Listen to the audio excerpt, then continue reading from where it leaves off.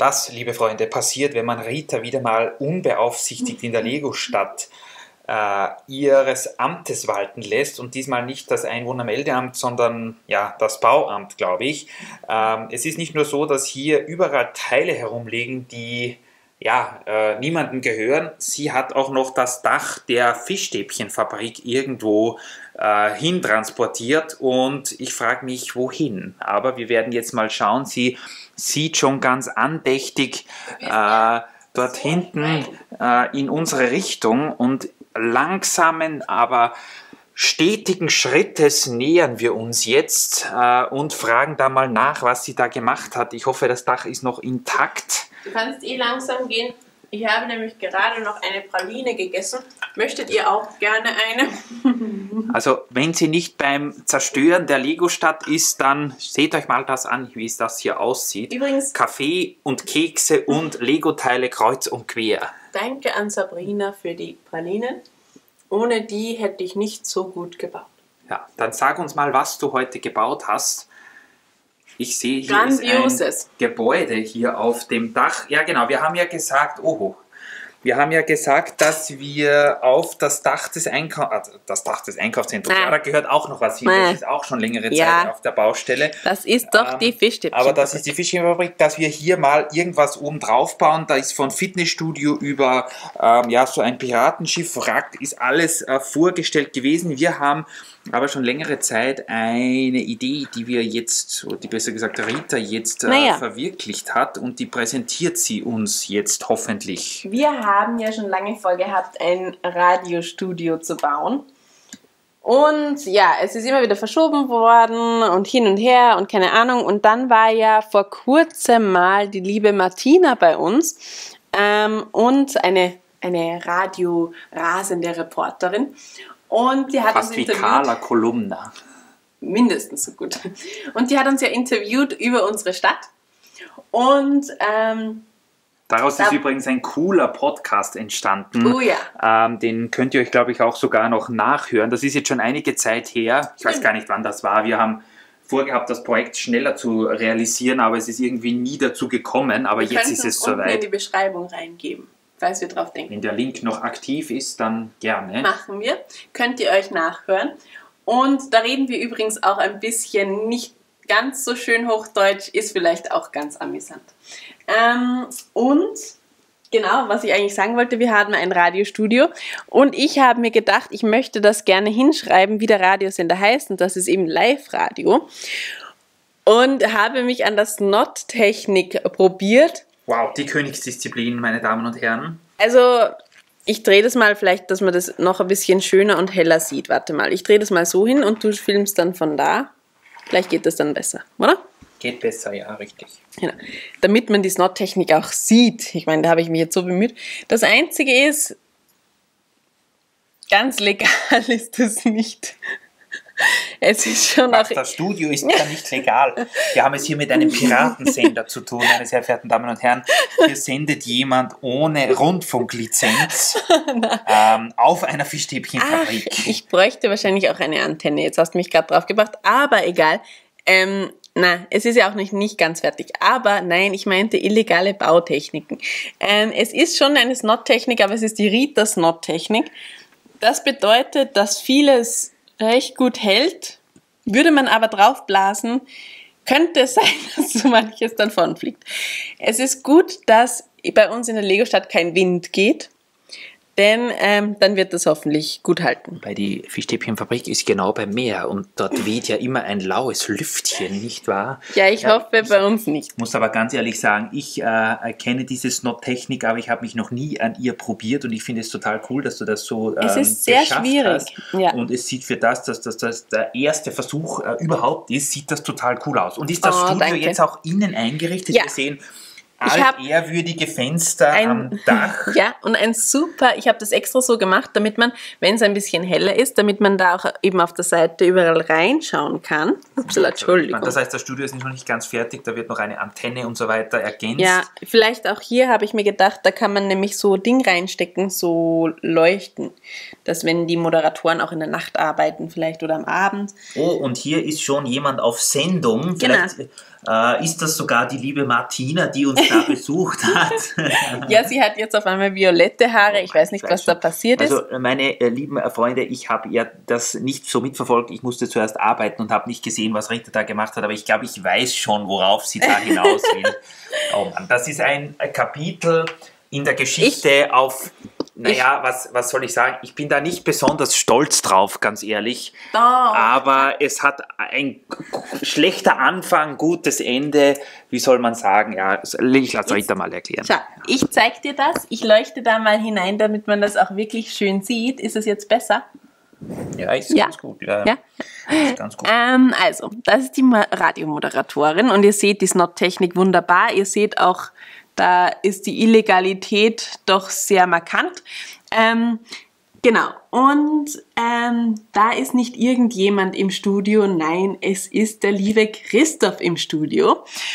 Und der hat einen Ring in der Hand und ein Mikrofon und natürlich die Kopfhörer auf, wie sich's im Radiostudio so gehört, ganz klare Sache.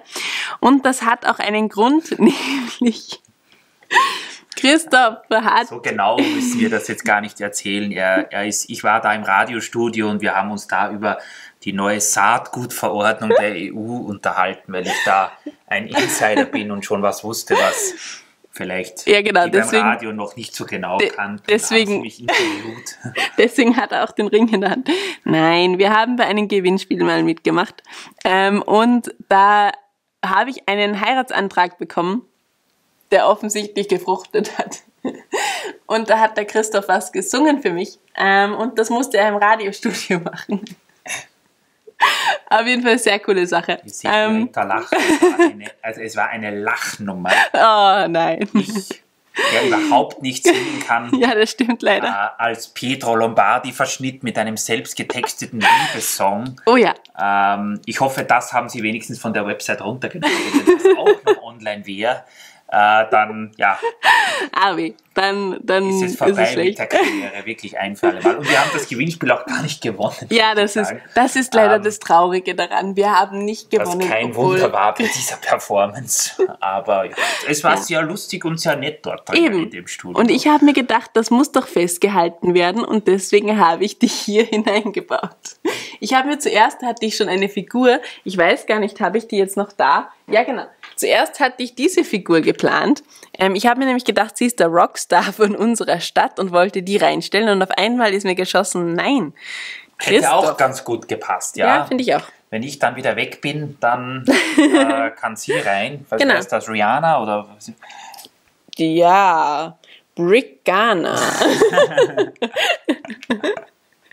Oder ja, so unsere jüngeren Zuseher werden sich jetzt denken, Rihanna, wer soll das sein? Die ist ja schon 10 Jahre nicht mehr in den Charts. Ja, liebe Freunde, so ist das nun, wenn der Zahn der Zeit an einem nagt. Man ist dann nicht mehr ganz so modern. Aber seid froh, dass wir nicht Britney Spears oder Whitney Houston gesagt haben. Das stimmt. Er nagt an uns wie ich an den Pralinen. Deswegen unaufhörlich. Das ist leider so. Und ja, das ist eben meine Geschichte. Ich habe mir jetzt noch gedacht, ihr seht, das habe ich professionell mit dem Laptop und so gemacht und mit dem Herzchen. Das passt perfekt dazu. Und ich habe mir gedacht, ich werde da jetzt dann noch, ein bisschen ein Grünzeug hineinstellen oder sowas, damit das Studio auch ein bisschen netter innen auch noch aussieht. Aber da hatte ich jetzt noch nicht die Idee, wie ich das mit den Blumentöpfen machen soll oder was ich da reinbauen soll. Ja, das Studio, in dem ich da war bis zur Decke voll mit irgendwelchem elektrischen oder technischen Equipment. Also vielleicht kann man da auch noch irgendwelche alten Mikrofone oder so Verstärkerboxen oder keine Ahnung was. Stimmt. Wobei Verstärkerboxen wahrscheinlich eher weniger reintun, dass das so richtig gut vollgeräumt ist. Ja. Ja, also wie gesagt, das war die Geschichte. Ich hoffe, ihr habt sie nicht mitbekommen. Sonst kann ich auch nichts machen. Danke auf jeden Fall, Rita, dass du das gemacht hast. Ich bin jetzt nochmal in der Stadt verewigt. Ja. Ich glaube, es ist jetzt schon, weil wir immer gefragt werden, ob wir auch Sigfigs haben, die in der Stadt sind. Ich glaube mittlerweile schon 4 oder 5 in allen möglichen Lebenssituationen. Ich glaube auch, warte, lass mich mal kurz überlegen. Du bist in deinem Haus und spielst Flipper. Im Wohnhaus, da bist du auch. Und du bist im Vergnügungspark, weil wir in Legoland den Pokal gewonnen haben. Du auch übrigens, ja. Dann am Stadtplatz, weil wir ein Interview geben mit Tim. Richtig. Und eigentlich ja auch in unserem Studio. In dem Studio ganz links vorne, wenn ihr reinkommt in unseren Lego-Raum, da sind wir auch. Ja. Und wahrscheinlich noch 1-2 Mal irgendwo. Aber ja, das sind so eigentlich nette Situationen, an die wir uns gerne erinnern. Die Meilensteine in unserer formidablen Karriere, wobei das jetzt nicht unbedingt eine Karrieregeschichte war. Im Hochzeitsset am Strand sind wir ja auch irgendwie. Richtig, ja. Die Geschichte war, ich habe Rita dann gesagt, dass mit dem Gewinnspiel und dem Heiratsantrag gilt nur, wenn wir auch das Gewinnspiel gewinnen, haben wir dann nicht. Sie war dann so hartnäckig und hat nicht nachgegeben. Und ja, was soll ich sagen, dann haben wir... Und die Mütter haben mir dabei geholfen und haben gesagt... Was ist mit der Männerwelt passiert in den letzten Jahrzehnten? Ich frage mich das immer wieder. Ja, es ist so gewesen, okay. Meine lieben Damen, ihr wisst, ich habe trotzdem noch ein offenes Ohr für euch. Ihr habt hoffentlich auch meinen privaten Instagram-Account, wo nur ich Zugriff habe, dass ihr euch melden könnt. Und ansonsten, ja. Wo nur Bikini-Fotos von dir drin sind. Wo ich nur Bikini-Fotos entgegennehme.